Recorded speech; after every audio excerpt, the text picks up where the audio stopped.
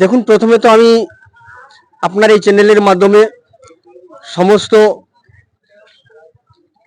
মানুষকে নমস্কার জানাতে চাই।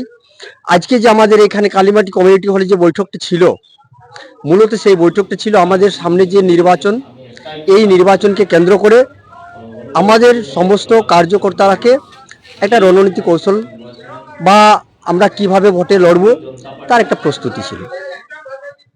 আপনারা আবার দেখা যায় 2021 চুনাव এই বাগমুন্ডি বিধানসভা থেকে জোট ছিল, এটা বিজেপির প্রত্যাশী না ছিল, এবারে পরিবার প্রত্যাশী।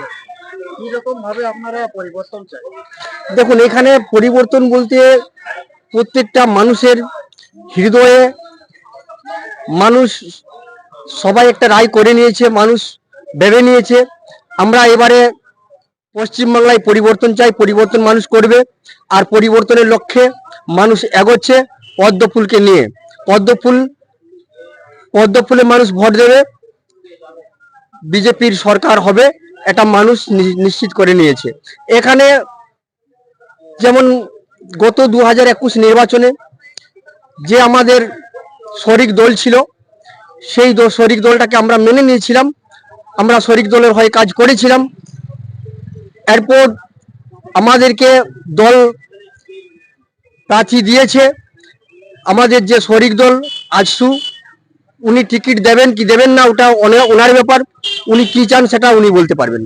আমরা ভারতীয় জনতা পার্টির পক্ষ থেকে আমরা সবাই পরিবর্তন চাই এবং আম ভোটারও পরিবর্তন চাই। আপনারা যেমন দুটি নয়া নয়া যোজনা আনছে জুয়ারের খাতির, ওগুলাকে আপনারা ব্যাকআপ কিরকম করবে? দেখুন, নতুন যোজনা বলতে কিছুই নয়, উনার যোজনা শুধুমাত্র আমরা দেখেছি সেই লক্ষ্মীর ভান্ডার।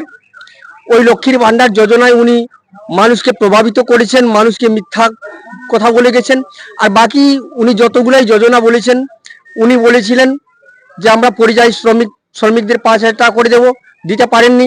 উনি তার আগে বলেছিলেন যারা পরিযায়ী শ্রমিক যারা বাইরে থাকেন এককালীন 50,000 টাকা দেবো, উনি ব্যর্থ হয়েছেন। উনি বলেছিলেন আমি মানুষের হয়ে উন্নয়ন করব, স্বাস্থ্যের ব্যবস্থা করব, চাকরির ব্যবস্থা করব, উনি শিক্ষার ব্যবস্থা করব বলেছিলেন, উনি ব্যর্থ হয়েছেন। ফলে আজকে দিকে দিকে মানুষ এই তৃণমূল সরকারের যে যোজনা বলুন সেই যোজনাকে দেখে নিয়েছে এবং সমস্ত উনার যে যোজনা, উনার যোজনা বলতে কিছুই নয়, একটাই যোজনা, বাকি সব ভুয়া যোজনা, মানুষ আর বিশ্বাস করে না, করবেও না।